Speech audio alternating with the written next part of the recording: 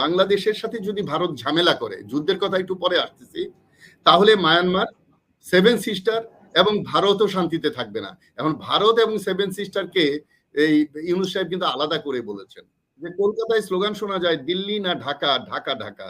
পাকিস্তানের স্লোগান শোনা যায় তুমি কে আমি কে, বাংলাদেশ বাংলাদেশ।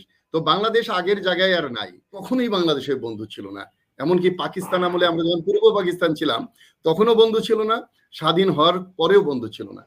কিন্তু তাদের প্রতি কৃতজ্ঞতা প্রকাশ করা একটা, রবি ভাই উল্লেখ করেছেন যে আমরা 1 কোটি শরণার্থীর জায়গা দিয়েছি, এটা তো স্বাভাবিক, আমরাও রোহিঙ্গাদেরকে দিয়েছি।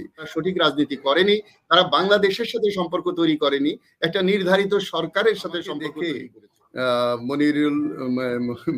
এনামুল হক মনির সরাসরি যুদ্ধটা প্রশ্ন করেছেন, হয়তো আমাকে দেখে সামরিকের লোক, তো যুদ্ধটা এত সহজ নয়। তো আমি যেটা বলতে চাই, একটু ভূমিকাই দিতে চাই আগের পরিস্থিতি, আগের যে বিজ্ঞ দুইজন বলেছেন তারা ঐতিহাসিকভাবে ঐতিহাসিক বিষয়গুলো তুলে ধরেছেন, আঞ্চলিকতা তুলে ধরেছেন। আমি একটু অন্য দৃষ্টিকোণ থেকে কথাগুলো বলতে চাই। যে আমার সর্বপ্রথম যে কথা সেটা হলো ভারত এই অঞ্চলের মধ্যে একটা বড় রাষ্ট্র, এর মধ্যে কোনো সন্দেহ নাই, 150 কোটি মানুষের রাষ্ট্র। সেই রাষ্ট্রটি কিন্তু ভুল রাজনীতি করে আসছে। তো এখানে আমি বলতে চাই দেশ বড় হতে পারে, ভুল রাজনীতির কারণে কিন্তু অনেক খেসারত দিতে হতে পারে। 1947 সালে দেশ ভাগ হওয়ার পর থেকেই তারা কিন্তু আমাদের শত্রু হিসাবে আমাদের যারা বিজ্ঞ পলিটিশিয়ান ছিলেন তারা কিন্তু চিহ্নিত করে গেছে। আমরা যেটা ফলো করতে পারিনি, আবার আমাদের প্রজন্ম কিন্তু আবার নতুন করে ভারতকে চিনতে পেরেছে। এই আপনাদের মতো যারা মিডিয়াতে কথা বলেন বা অনলাইন মিডিয়া করার কারণেই আজকে এই নতুনরা এই ইতিহাস এবং এই ইমেজ, এই ক্ষোভ, এই আন্দোলন তৈরি হয়েছে বলে আমার বিশ্বাস। তো 1947-এর পরে 1971 সালে যে ভারতের প্রতি আমরা কৃতজ্ঞ, বিশেষ করে আওয়ামী লীগের কেউ দেখছি না, তবে সমর্থক থাকতে পারে কেউ। এখন আওয়ামী লীগের ওনারা মনে করতেন যে স্বামী স্ত্রীর সম্পর্ক, বন্ধু, কিন্তু আমরা অনেকেই মনে করি ভারত কখনোই বাংলাদেশের বন্ধু ছিল না।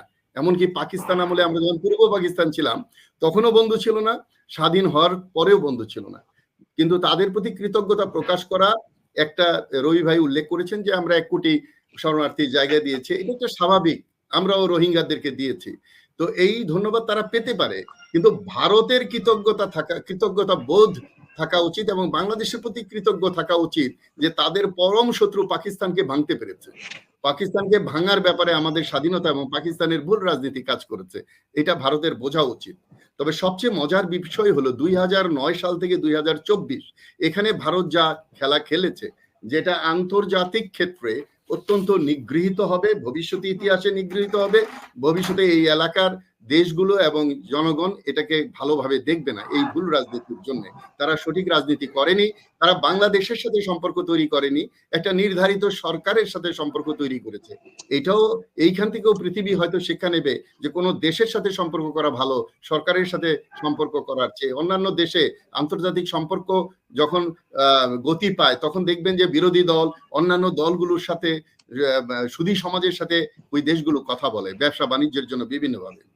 সম্প্রতি ডক্টর ইউনূস কিন্তু বলেছেন বাংলাদেশের সাথে যদি ভারত ঝামেলা করে, যুদ্ধের কথা একটু পরে আসতেছি, তাহলে মায়ানমার, সেভেন সিস্টার এবং ভারতও শান্তিতে থাকবে না। এখন ভারত এবং সেভেন সিস্টারকে এই ইউনূস সাহেব কিন্তু আলাদা করে বলেছেন।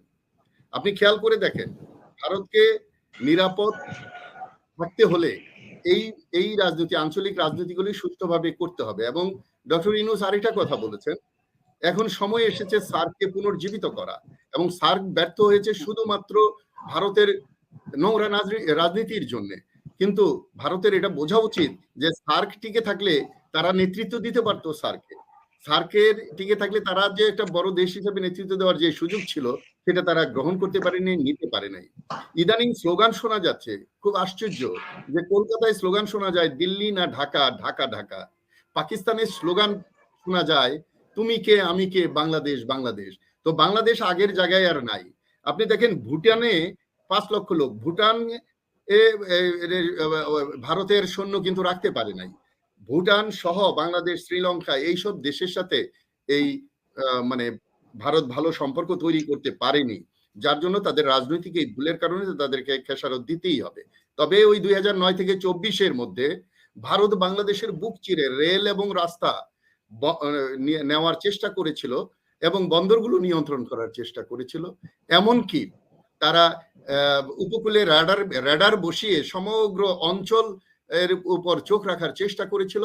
এমনকি রয়ের অনুপ্রবেশ, আমরা বিডিআর হত্যা থেকে শুরু করে এবার যে ছাত্রছাত্রী হত্যা হয়েছে সেখানেও আমরা এবং ভারতের যে প্রতিনিধিত্ব ছিল এবং আমাদের সকল বিশেষ করে 2008, 14, 18, 24 নির্বাচনে যে ভারত জড়িত ছিল, এটাও একটা দেশের সাথে আরেকটা দেশের সম্পর্কের সাথে যায় না, আন্তর্জাতিক সম্পর্কের সাথে যায় না। সুতরাং আমি মনে করি ভারতের রাজনীতি পরিবর্তন করতে হবে। এখন আসা যাক যুদ্ধের কথা এবং ভারতের যে প্রতিরক্ষা মন্ত্রণালয়ের মন্ত্রী যে মন্তব্য করেছেন, এটাকে আমি মনে করি প্রপাগান্ডা। আমি এটাকে মনে করি স্নায়ু যুদ্ধ। আমি এটাকে মনে করি পরিস্থিতি বোঝার জন্য একটা ঢিল ছুড়ে দেওয়া, যে প্রতিক্রিয়াটা কি হয়। এটা কি একেবারে যুদ্ধ? আমি আপনাকে একজন সৈনিক হিসাবে বলতে চাই, বাংলাদেশকে কখনোই ভারত, পাকিস্তান এবং আশেপাশের কোনো দেশ কখনোই দখল করে রাখতে পারবে না। 200 বছর থাকার পরেও ব্রিটিশকে এই দেশ ছেড়ে যেতে হয়েছিল। এখন আর ওই একটি দেশ আরেকটি দেশের শত্রু হয়ে পারবে না। এমনকি ইসরায়েলের কথা যদি ভাবেন, আজকে যদি আমেরিকা ইসরায়েলের সাপোর্ট তুলে নেয়, ইউরোপিয়ান কান্ট্রি তুলে নেয়, ইসরায়েলও টিকতে পারবে না এই যুদ্ধে। আপনি যদি ইউক্রেনের যুদ্ধের কথা বলেন, দুইটা পরাশক্তি দুই দিকে, এই ধরনের যুদ্ধগুলো টিকে থাকে। একটা দেশ আর একটা দেশকে আর কখনোই দখল করতে পারবে না যদি ওই পরাশক্তি কোনো দিকে না যায়। সুতরাং আমরা যে সম্পর্ক এখন তৈরি করছি, আমাদের কিন্তু যে পররাষ্ট্র নীতি যেটা সবার সাথে বন্ধুত্ব করার চেষ্টা, এক্সেপ্ট ইসরায়েল। তো এখন আমরা কিন্তু এখন নতুন ভাবে, নতুন বাংলাদেশ, নতুন রাজনীতি, নতুন সরকার এবং জনগণের নতুন চিন্তার সাথে নতুন ভাবে আমরা এগিয়ে যাচ্ছি। আমি জনগণকে সাথে নিয়ে বলতে চাই, বাংলাদেশ হলো সেই দেশ যেখানে আমরা বলতে পারি যে বিজয়ী জাতি। এই জাতি কখনো ফেল করে না, এই জাতি কখনো পরাজিত হয় না এবং আমরাই শুধু বলতে পারি বাংলাদেশে দাঁড়িয়ে চির উন্নত মমশির। এই এলাকায়, এই অঞ্চলে, এমনকি বিশ্বেও এক সময় বাংলাদেশ একটা বিখ্যাত দেশ থাকবে এবং অনেক ক্ষেত্রেই আমরা বিশ্বকে, যেমন তত্ত্বাবধায়ক সরকার, ক্ষুদ্র ঋণ, এমনকি এই সংস্কার যে হচ্ছে, এইগুলো বাংলাদেশের এই 3টা বিষয় পৃথিবীতে উদাহরণ হয়ে থাকবে। পৃথিবী থেকে শিক্ষা নেবে, এগুলো মাইলস্টোন হিসেবে থাকবে এবং বাংলাদেশ অদূর ভবিষ্যতে ভারতের সাথে যুদ্ধ করার চিন্তা করছে না, বাংলাদেশ মাথা তুলে দাঁড়াবে, সেই দিকে বাংলাদেশ এগিয়ে যাচ্ছে। এর জন্য সকলের সহযোগিতা দরকার। গণতন্ত্র, নির্বাচন, এগুলোর আগে এই সরকারকে স্থিতিশীল করা, এই সরকারের নিরাপত্তা এবং এই সরকারকে এগিয়ে যাওয়ার জন্য সহযোগিতা করা উচিত। তবেই দেশ এগিয়ে যাবে।